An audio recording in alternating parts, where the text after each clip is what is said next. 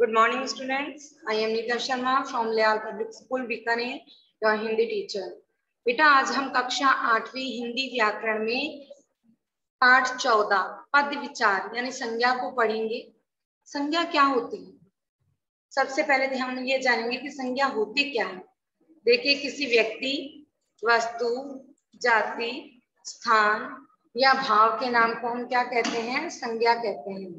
किसी व्यक्ति, वस्तु, जाति, स्थान या भाव के नाम को हम क्या कहते हैं? संज्ञा कहते हैं। संज्ञा क्या होती है? किसी व्यक्ति, वस्तु, जाति, स्थान या भाव के नाम को हम संज्ञा कहते हैं। जैसे देखिए, ये चित्र हमारे सामने है। पहले चित्र में लड़की अकेली है, स्वतंत्र है, इसलिए वह एक लड़की है।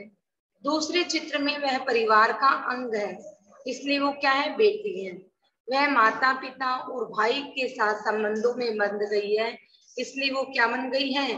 बेटी बन गई है। यही बात शब्द और पद में है। जब तक शब्द स्वतंत्र रहता है वो क्या कहलाता है? शब्द कहलाता है।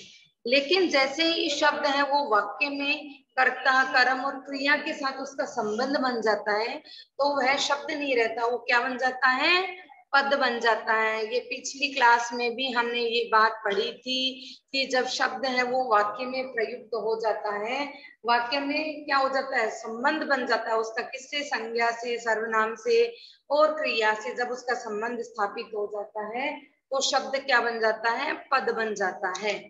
पद के निम्नलिखित 5 भेद होते हैं, यानी पद किससे किससे संबंध स्थापित करता है और किस प्रकार पद बनता है। देखिए, संज्ञा, सर्वनाम, विशेषण, क्रिया और अव्यय। कौन कौन से होते हैं?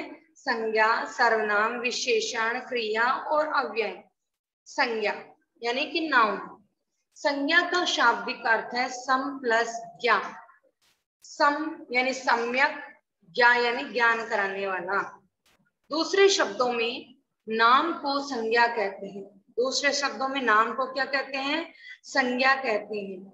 किसी व्यक्ति, वस्तु, भाव, गुण, दशा, स्थिति, ये सब चीज को हम क्या कहते हैं? संज्ञा कहते हैं। जैसे नरेश, घर, चंद्रमा, टमाटर, सड़क, गरीबी, बुढ़ापा आदि, ये क्या है? आपके संज्ञा है। संज्ञा 3 प्रकार की होती है, व्यक्तिवाचक, जातिवाचक और भाववाचक। संज्ञा कितने प्रकार की होती है? 3 प्रकार की, व्यक्तिवाचक, जातिवाचक और भाववाचक।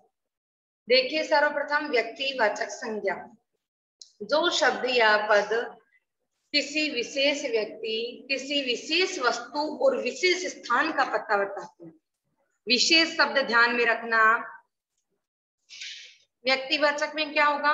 विशेष व्यक्ति, विशेष वस्तु और विशेष स्थान। ये क्या होता है? व्यक्तिवाचक। किसी भी व्यक्तिवाचक किसी भी व्यक्ति वस्तु नहीं होता इसमें। इसमें क्या होता है? विशेष व्यक्ति, विशेष वस्तु और विशेष स्थान के बारे में जानकारी कौन देता है हमें? व्यक्तिवाचक। जैसे देखिए, Ram, Krishna, Gautam Buddha, Shankaracharya, Milton, George Bush, Mahatma Gandhi, Jawaharlal Nehru, Taj Mahal, ये सब क्या है? ये सब विशेष व्यक्ति है, विशेष स्थान है। तो इन सब में क्या है? विशेष जहां पर भी हमें हो तो वो क्या कहलाएंगे? व्यक्तिवाचक। देखिए कुछ प्रसिद्ध व्यक्तिवाचक संज्ञाओं के चित्र। महात्मा गांधी, ताजमहल, हरिद्वार, हरिद्वार स्थान का नाम है, ताजमहल स्थान का नाम है और महात्मा गांधी किसी विशेष व्यक्ति का नाम है। देखिए, व्यक्तिवाचक हमने पढ़ा। नेक्स्ट हम पढ़ते हैं जातिवाचक संज्ञा। जो पद या शब्द किसी प्राणी, पदार्थ, वस्तु या समुदाय की जाति, संपूर्ण जाति का बोध कराते हैं वो क्या कहलाते हैं? जातिवाचक। ध्यान देना, चाहे कोई व्यक्ति हो, चाहे वो कोई वस्तु हो या फिर कोई समुदाय या स्थान हो, उसकी संपूर्ण जाति का बोध हमें कोई कराता है तो उसे हम क्या कहते हैं? जातिवाचक संज्ञा कहते हैं। अब देखिए, स्त्री। स्त्री क्या होती है? संपूर्ण जाति का बोध करा रही है वो, है ना। पुरुष संपूर्ण जाति का बोध करा रही है, बच्चा संपूर्ण जाति का बोध करा रही है, बच्चा बच्चे संपूर्ण जाति का बोध कराते हैं। नदी, पर्वत, भवन, सड़क, गाय, हाथी, ग्रंथ, नगर, देश, ये क्या है? जातिवाचक संज्ञा है। अगर मैं कह दूं स्त्री में किसी व्यक्ति का नाम ले दूं कि रमा, किसी स्त्री का नाम ले दूं रमा, तो वो क्या हो जाएगी? व्यक्तिवाचक में आएगी। पुरुष जैसे राम, क्या हो गया? जाति, वो व्यक्तिवाचक हो गया नाम, और पुरुष क्या हो गया? जातिवाचक। इसी तरीके से बच्चा, वैभव, क्या हो गया? बच्चा है वो, वैभव, तो वो क्या हो गया? व्यक्तिवाचक वैभव, और बच्चा है जातिवाचक। पर्वत, हिमालय पर्वत, हिमालय क्या होगा? व्यक्तिवाचक, क्योंकि विशेष पर्वत का नाम ले दिया मैंने, वो पर्वत किस में आएगा? जातिवाचक। इसी तरीके से देखिए नदी, गंगा, यमुना, ब्रह्मपुत्र, सरस्वती, कावेरी, कृष्णा, गोदावरी, नर्मदा, ये सब क्या है? अपने व्यक्तिवाचक संज्ञा, क्योंकि मैंने पर्टिकुलर एक विशेष नदी का नाम बताया, ठीक है, तो वो व्यक्तिवाचक संज्ञा में आएगी।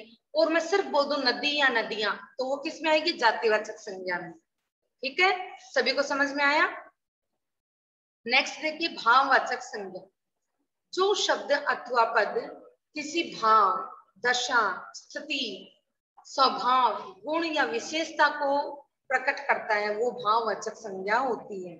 जैसे सुंदरता, मतलब किसी सुंदर व्यक्ति को देखकर हमारे अंदर क्या भाव आया कि कितनी सुंदरता है इसके अंदर, भाव है ना। भाव जहां पर हमें प्रदर्शित होता है वो भाववाचक। कुरूप, कोई गंदा सा होगा तो उसकी वो क्या कुरूपता हो। चतुर व्यक्ति, यानी कोई चतुराई दिखाता है, यानी ये चतुराई है, इसके अंदर कौन सा भाव है? चतुराई का भाव। प्रतिभा, वीर, कोई व्यक्ति हो गए उसके अंदर अपने को क्या गुण देखने को मिलेगा? वीरता का। धीरता, साहस, पवित्रता, बूढ़ापा, बच्चे के अंदर अपने को क्या भाव देखने को मिलेगा? बचपन। ठीक है, सहानुभूति, अमीरी, गरीबी, प्रशंसा, ये सब क्या होगी? भाववाचक संज्ञा होगी। अब आप संज्ञा पदों के विभिन्न प्रयोग देखिए। व्यक्तिवाचक संज्ञाओं का जातिवाचक संज्ञाओं के रूप में प्रयोग। कभी कभी क्या होती है? व्यक्तिवाचक संज्ञा पद का प्रयोग जातिवाचक के रूप में होता है। जैसे देखिए, विभीषणों ने अनेक बार शक्तिशाली परिवारों, राज्यों और व्यक्तियों का नाश किया है। अब देखिए विभीषणों, विभीषण क्या था? विशेष व्यक्ति में तो आएगा विभीषण, लेकिन इसे हमें किसमें प्रयोग किया गया? जातिवाचक संज्ञा में। क्यों? विभीषणों के लिए कहा गया ना कि घर का भेदी लंका डाय। विभीषण था, उसने तो घर का सारा भेद बताया था अपने, रावण के राज का सारा भेद किसने बताया था? विभीषण ने बताया था। तो यहाँ पर विभीषणों यानी एक जाति बता दी कि घर का भेद बताने वाला। तो विभीषणों ने अनेक बार शक्तिशाली परिवारों, राज्यों और व्यक्तियों का नाश किया है। नेक्स्ट देखिए, जयचंद हर देश जाति में सर्वत्र पाए जाते हैं। जयचंद यानी इधर की उधर बुराई करने वाले हर देश और जाति में पाए जाते हैं। जातिवाचक संज्ञाओं का व्यक्तिवाचक रूप में प्रयोग। कई बार ऐसे होते हैं कि कोई जातिवाचक संज्ञाएं होती है परंतु उनको क्या व्यक्तिवाचक रूप में भी माना जाता है। देखिए जैसे शास्त्री जी लघुकाय थे, ध्यान से सुनना, शास्त्री जी लघुकाय थे पर उनमें गजब का संकल्प बल था। अब शास्त्री जी ये किसकी? पंडित है। कौन थे शास्त्री जी? लाल बहादुर शास्त्री, नाम सुना हुआ है क्या आपने? हाँ, तो लाल बहादुर शास्त्री जी, तो हमने उनके शास्त्री जी, उनकी जाति लगा दी, लेकिन लघुकाय थे और उन्होंने गजब का संकल्प था। किसी एक विशेष व्यक्ति की तरफ हमने इशारा किया है और शास्त्री जी के नाम से हम उनको जानते हैं। सभी जानते हैं शास्त्री जी के नाम से। तो ये व्यक्ति जातिवाचक के शब्द का प्रयोग करते हुए व्यक्तिवाचक रूप को बताया है। पटेल भारत के प्रथम गृह मंत्री थे। पटेल कौन थे? पटेल कौन थे? सरदार वल्लभ भाई पटेल, ये भारत के प्रथम गृह मंत्री थे। पर हमने पूरा नाम नहीं लिखा, वल्लभ भाई कहीं भी नाम नहीं लिखा, सिर्फ पटेल। लेकिन पटेल के नाम से हम किसी विशेष व्यक्ति को जान रहे हैं, इसलिए वो जातिवाचक संज्ञा होते हुए भी उसका रूप क्या होगा? भाववाचक संज्ञा का ही, सॉरी वो व्यक्तिवाचक संज्ञा का ही होगा। यानी हम जातिवाचक शब्द का प्रयोग कर रहे हैं लेकिन वो किसी विशेष एक ही व्यक्ति के लिए वो शब्द का प्रयोग किया जा रहा है। जैसे गांधी जी, गांधी जी को आज कोई उनकी नाम नहीं बता आपको ढंग से, पूरा आधे से बच्चों को नहीं बता होगा। मोहनलाल करमचंद गांधी, मोहनदास करमचंद गांधी, ये पूरा नाम उनका नाम था। तो मोहन के नाम से तो उनको कोई जानता ही नहीं है, सब हम किसके नाम से जानते हैं उनको, उनकी गांधी, गांधी जी के नाम से जानते हैं ना। तो गांधी क्या था उनका, वो उनकी जातिवाचक संज्ञा थी, क्योंकि गुजरात की तरफ क्या था, गंधक का व्यापार था, तो वहां पर गांधी सरनेम लिया जाने लग गया बहुत सारे लोगों का, क्योंकि वहां पर ये गंधक का व्यापार होता था, इसलिए गंधक से क्या बना, गांधी बना। समझ में आ गया सबको।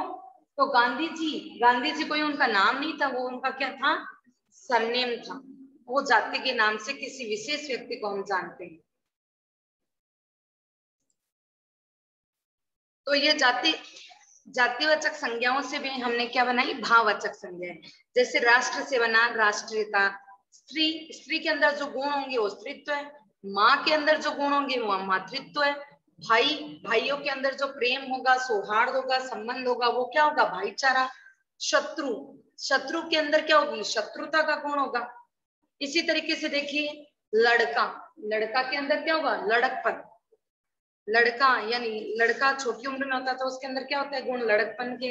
अंग्रेजी, अंग्रेजियत, जंगली, जंगलीपन, गंवार है ये, जंगली है ना, बोल देते ना। शिष्य है, शिष्यत्व है। गुरु, गुरु के अंदर क्या होगा, गुरुत्व है। गुरु के जो गुण होंगे वो गुरुत्व है, गुरुता, गुरुत्व भी बोल सकते हैं आप, गुरुता भी बोल सकते हैं। नेक्स्ट देखिए, सर्वनाम शब्दों से बनने वाली भाववाचक संज्ञाएं। अहम से अहंकार, अहम से अहंकार, अहम यानी मैं होता है ना, सर्वनाम शब्द अहम, आवाम, वयम, जैसे मैं, तुम, हम, वे, वह, यानी किसी व्यक्ति का नाम होकर, न होकर सर्वनाम शब्द।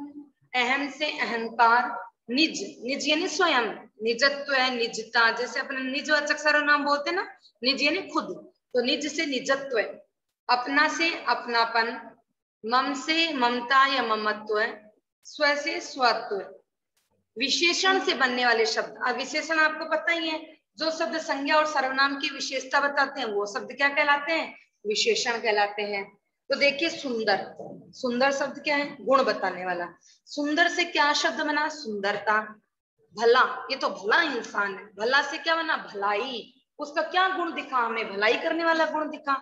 अच्छा से अच्छाई, कोमल से कोमलता, मृदु, मृदु से मृदुता, जागृत, जागृति, कायर, कायरता, वीर, वीरता, अमर, अमरता, आलसी, आलस्य, हीन, हीनता, कृपण, कृपणता, उज्जवल, उज्जवलता, शांत, शांति, आस्तिक, आस्तिकता, परतंत्र, परतंत्रता। ऐसे बहुत सारे शब्द हैं जो किससे बने हैं, हमारे विशेषण शब्दों से बने हैं। अब देखिए क्रिया शब्द से बनाते हैं भाववाचक संज्ञाएं। देखिए क्रिया जिसमें हमें किसी कार्य के करने या होने का पता चलता है, जैसे चढ़ना, वह सीढ़ियां चढ़ता है, तो ये क्या हो गया, क्रिया हो गई ना। तो चढ़ना से चढ़ाई, इसकी चढ़ाई बहुत मुश्किल है, यानी भाव हो गया उसमें, चढ़ाई क्या हो गई, भाव हो गया। उतरना से उतराई, बैठना से बैठक, उड़ना से उड़ान, चलना से चाल, दौड़ना से दौड़, सोचना से सोच, मुस्कुराना मुस्कुराहट, घबराना घबराहट, जीतना जीत, गड़गड़ाना गड़गड़ाहट। अब देखिए इसके व्यक्तिवाचक से जातिवाचक संज्ञा हमने बनाई है जयचंद। कौन बनाएगा इससे वाक्य प्रयोग, यस जयचंद। भारत को जयचंदों से ही खतरा है, यानी इधर की बात उधर बता के देश को खतरा पहुंचाने वाले लोगों से ही हमें क्या है, खतरा है। विभीषण, हमें शत्रुओं से नहीं विभीषणों से बचना चाहिए, क्यों, क्योंकि घर का भेदी लंका डाय। तो इस प्रकार ये बुक का एक्सरसाइज आप कंप्लीट करेंगे। आज की कक्षा में इतना ही, धन्यवाद।